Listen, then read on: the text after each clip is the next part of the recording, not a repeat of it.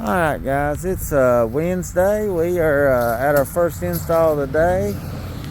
I've started trying to do 2 installs a day, or at least 1 every day of the week instead of like 3 a week.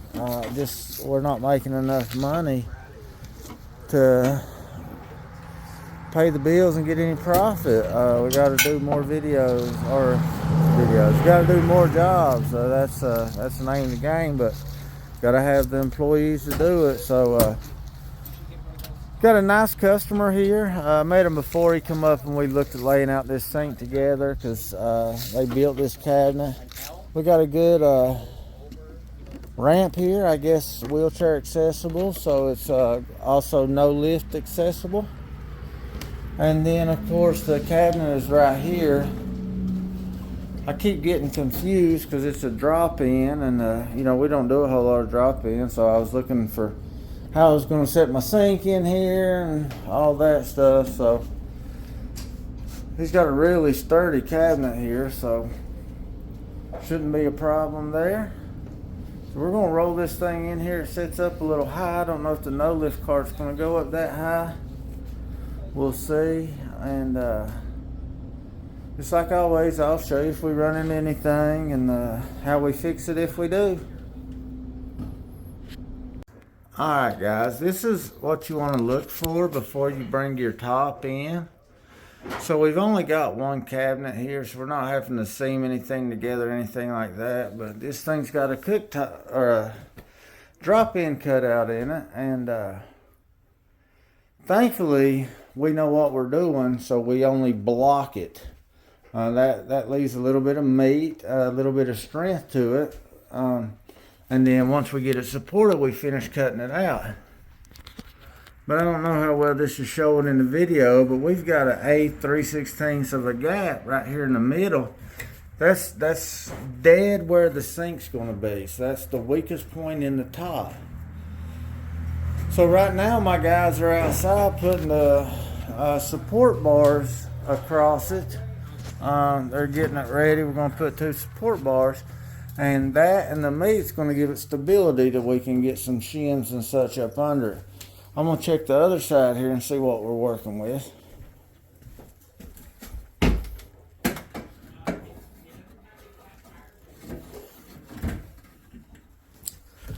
And we've kind of got the same thing here, guys. But in a different spot.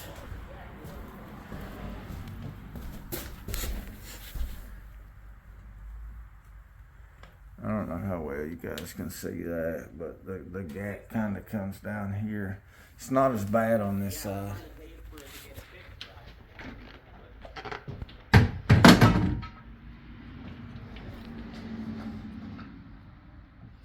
Not too bad that way. Now since this cabinet's bigger than 6 foot, I only got a 6 foot level, I could bring in my bars and lay it across it and put my level on top of that and kind of see what we're working with and see how many gaps I have and so on. But I think we'll be pretty safe with our rails and such on it. We'll make sure we got shims in here ready to go as soon as we get the top on there, and we'll go from there. Crazy that I do. Alright guys, so I got my customer videoing for us. We are going to I'm gonna raise this thing up. I'm gonna see how high we can get it. You can go ahead and pull it off.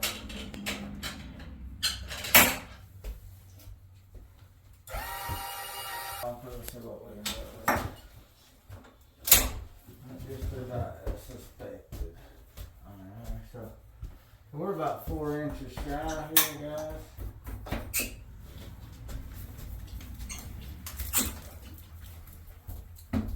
So at this point, it is very, very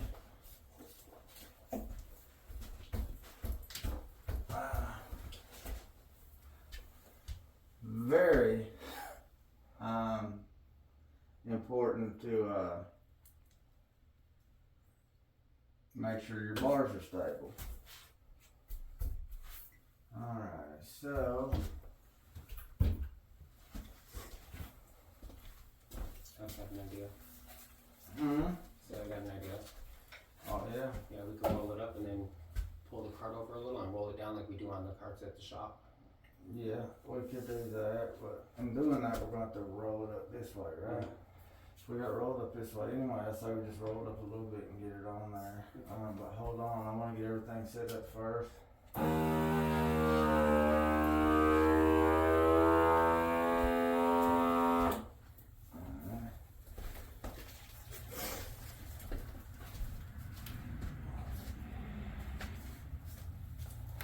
The most important thing here, guys,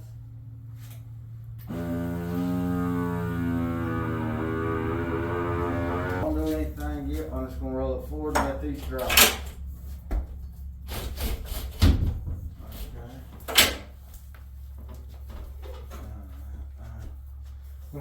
I'm gonna lift up here, and you guys are gonna lift up. We're just gonna lift up enough to get it over this, and then we're gonna slide it back on it. Don't get your fingers caught in it, Dave. 1, 2, 3. Roll it up. Alright. So hold on, don't pick up. Just we're just gonna now we're just gonna push her over. Alright. Alright, so the whole reason I put those grippos on there was so all the force wasn't on the right and the left side. Let me go around. So had I not put the grippos on there and myself put pressure coming up, all the pressure to lift it up would have been coming from the sides, which in turn, if we didn't have these on it, would have definitely busted it. But with those on it and with me putting the pressure from the grippers on it, it worked out for us.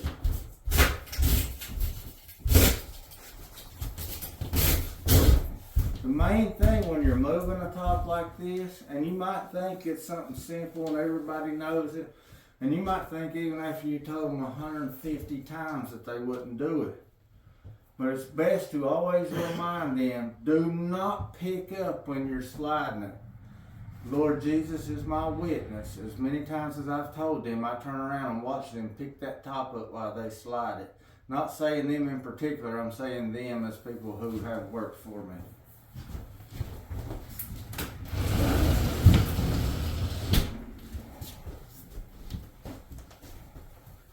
Alright, now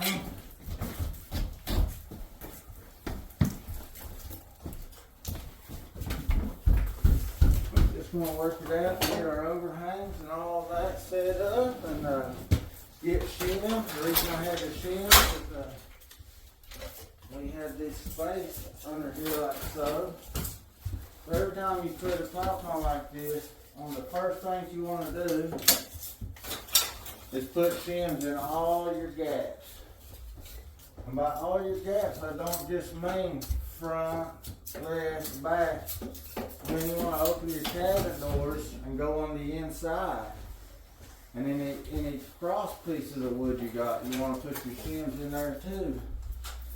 You want to have as much support as possible.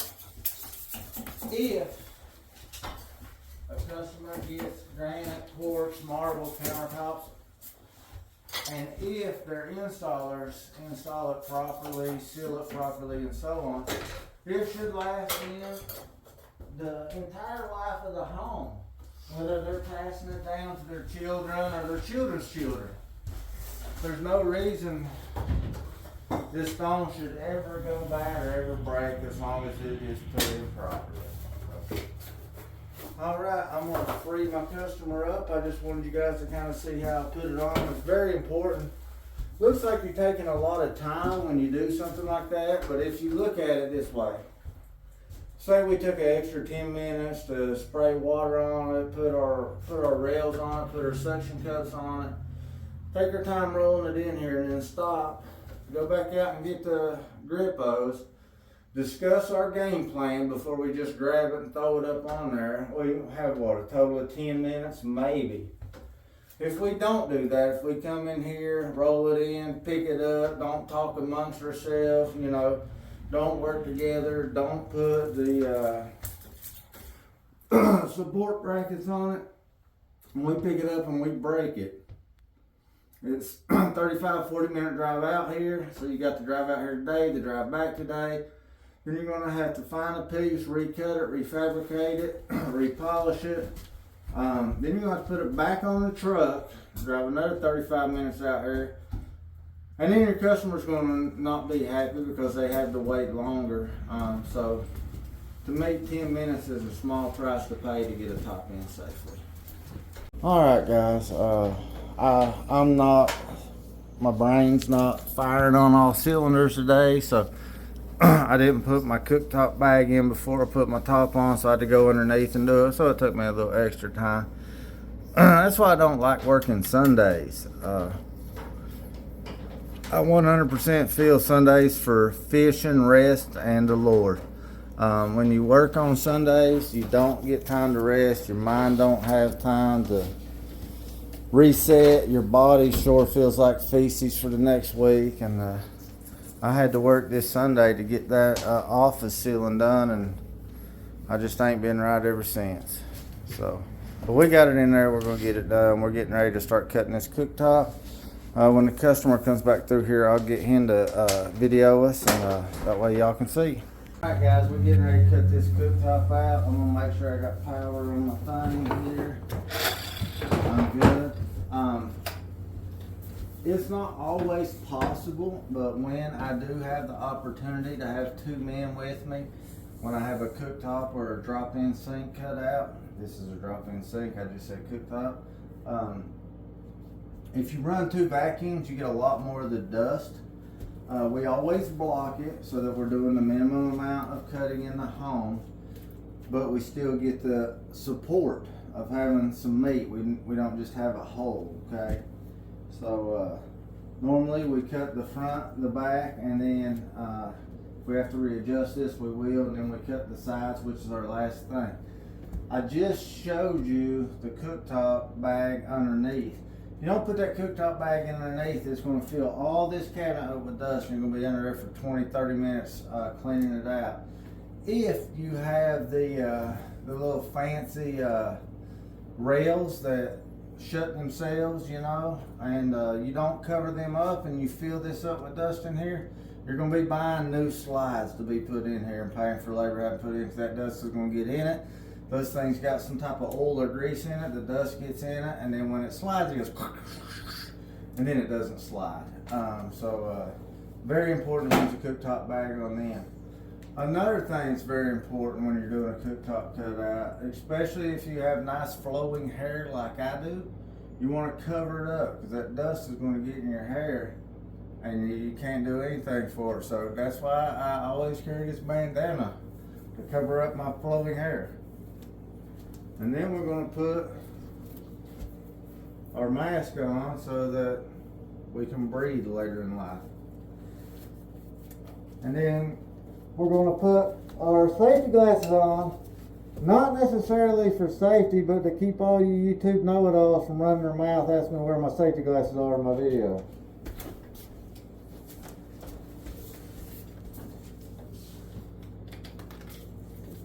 Ready?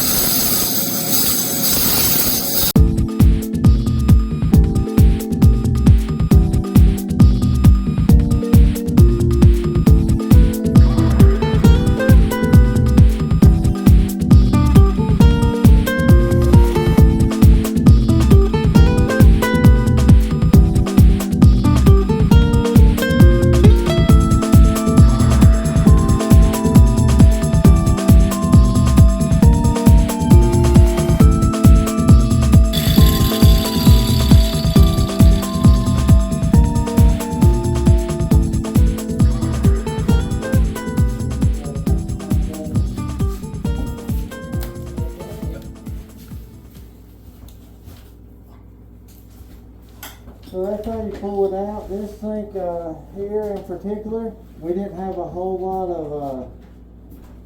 of play. Some cooktops you'll have an inch lip all the way around. Some of them you'll have a 1/4 inch all the way around. This sink, it had about a 1/4 inch all the way around, if that. It's got the little bump down so that he can use the mounting brackets to tighten them down, and if they've given them screws long enough, he should be able to attach it to the granite. Usually works good on wood because the wood is 3/4 inch thick and the granite extension 3/16. So if you want to look in here at this cooktop bag, so all of our dust that we cut, it gets caught in this cooktop bag rather than going all in its cabinets, and then you run the 2 vacuums, you see there's no dust in the air. Anybody who's ever cut out a cooktop or a drop-in sink in a home, especially if you don't block it and you're trying to cut from scratch, I mean, you look like you could cut the air with a knife. It's so thick with dust. And you know, then the homeowners cleaning for a year and having cleaning crews, and it's just nobody's happy, and it's just the wrong way to do it. Here I still got to clean out a little bit on the corners. Maybe, I don't think, honestly, I think we'd get away without it. We'll see. I'll try to set the sink in here. Hopefully everything fits well. If not, we might have to do a little trimming. But I'll let y'all know how it goes, and we'll see what we got going on. All right, we went ahead and dry fit this sink. Those of you that have dealt with any kind of sinks know they're not made 100% perfect. So we do have just a little bit of play in the sink. But what I recommend, you see it there just a little bit, is I don't know when the customer is going to tighten those mounts down. Don't know if he wants his plumber to come in first. I'll ask him right here in a second. Because I can always run a bead of silicone on there and then set this sink down on it, and then he can tighten the stuff down later. But that's what I would do if it was me. The silicone will give you a little bit of a cushion, plus it'll also give you a watertight seal. You know, if you spill something on the counter, and you can't just wipe it over in the sink because you got this lip here, but it'll keep anything from getting under there in it. But it fits good. So now we can take out the cooktop bag and all that. We didn't have to clean out the corners or anything, so we're good to go. So we'd asked the customer if he wanted us to go ahead and silicone his sink down for him. You know, drop-ins, you know, we don't sell them or anything. They're not ours. We usually just cut the hole and let the customer handle it. And sometimes we have rude customers, and you know, if you stick a sink down or something and they don't want you to, they're going to be mad, especially if, you know, their plumber's going to have a hard time getting to something. It's just always a good rule of thumb to ask before you do anything. But as anybody that's in this industry knows, any natural stone and quartz that you install, you have to seal it for stain protection. And I don't know if you guys have ever tried to stick a piece of tape to a sealer or anything like that. It doesn't stick too good after you've got some sealer on it. So you want to make sure that the area that you're putting the silicone on does not have any sealer on it, because it's going to defeat the purpose of this watertight seal, because it's not going to bond to the stone. You're going to bump the sink and it's going to move around until you get your clips on it. It's just the best way to do it. And anytime I am doing what I mean by doing is caulking out a drop-in sink, is I put me a bead of silicone on before I set it in the hole. Just like with the undermount, we put a bead of silicone on it before we pull it up. And then I go around and I run another bead of silicone around the outside of it, because you always have a little bit that squirts out when you're setting it down. So if you don't go back and run yourself a little bead around it, it's just not going to look clean. And you know, the whole name of the game on an install is to make it look nice so that your customer's happy.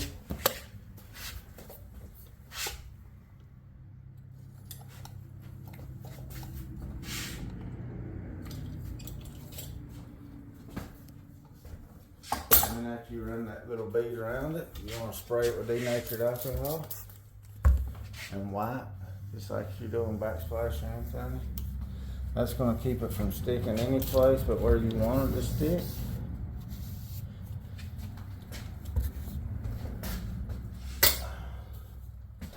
And it's going to give you the nicest, cleanest look. You can be the worst caulker in the world, and with a bottle of denatured alcohol, man, they think you're good at what you're doing.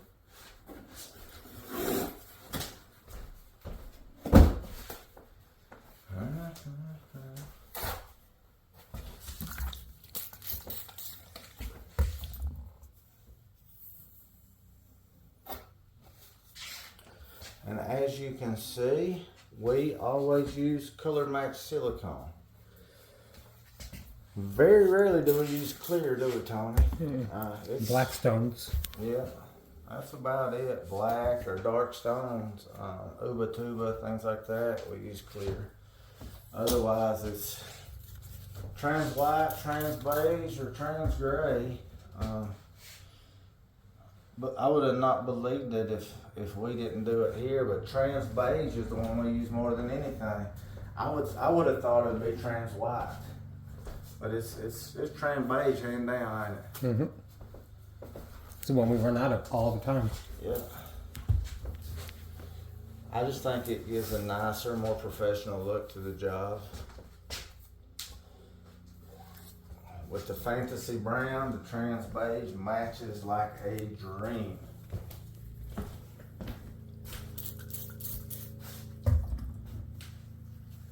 And also where I showed you where this sink had a little bit of teeter to it from the way it was made, your bead of silicone, it makes that teetering stop. And anywhere that sink may have been setting up, it feels that, so you don't have to worry about getting any water or anything like that in there.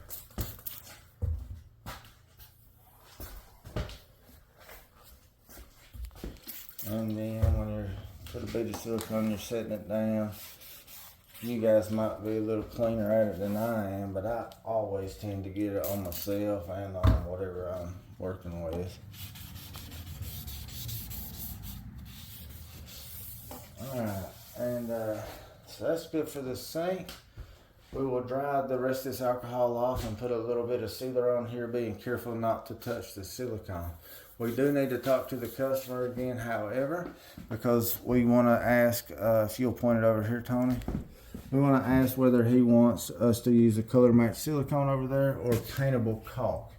If he's going to paint it, he's going to want us to use paintable caulk, but if not, if he's going to leave it this beigey color, then we can use the transparent beige and it'll blend in with the stone real good. So it all depends on whether he's painting or not.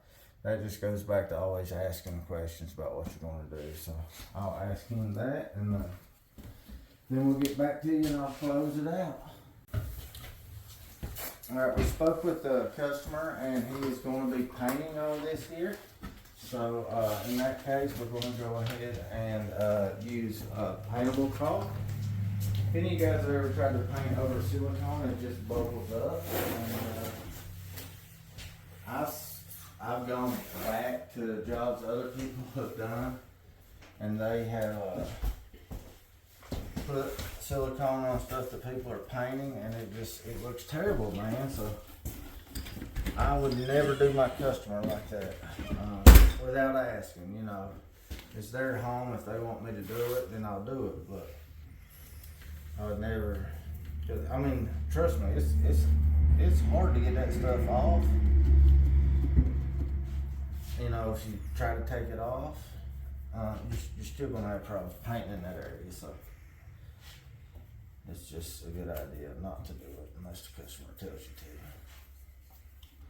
to. Anytime you have a large space in there, I always just tear up a little paper towel to put as a feeler. That way you're not squirting tons and tons of painter's caulk in there. And it'd be dripping out the bottom and all that.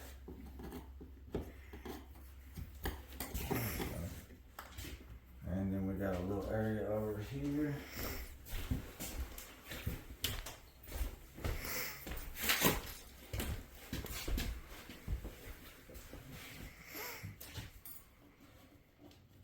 I've talked more in this video than I've talked in a lot of my videos. Trying to stay in a good mood, man. I just don't like it when I have to take that stupid medicine, man. And just try to stay in a good mood.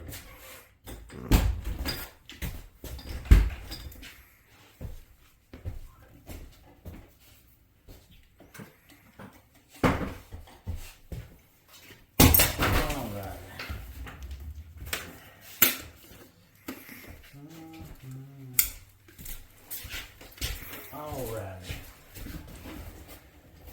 So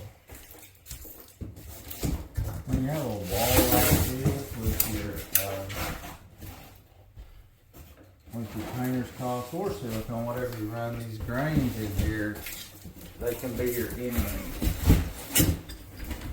When you go to wipe it, it gets all up in those grains. So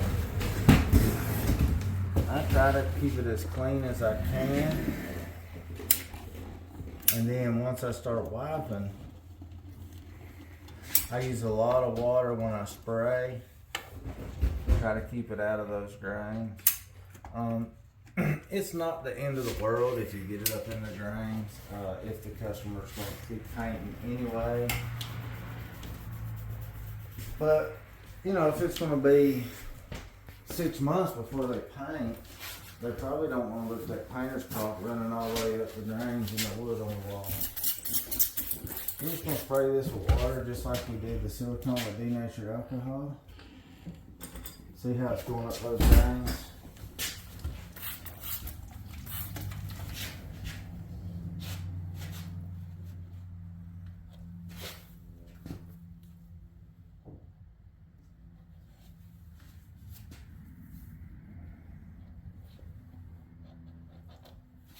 It's not the prettiest look in the world.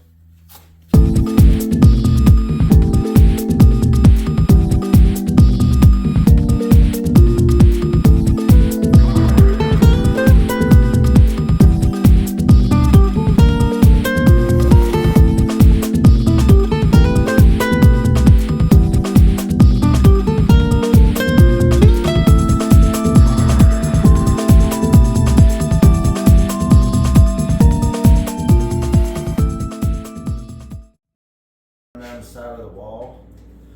Just when you see that, try to wipe it off.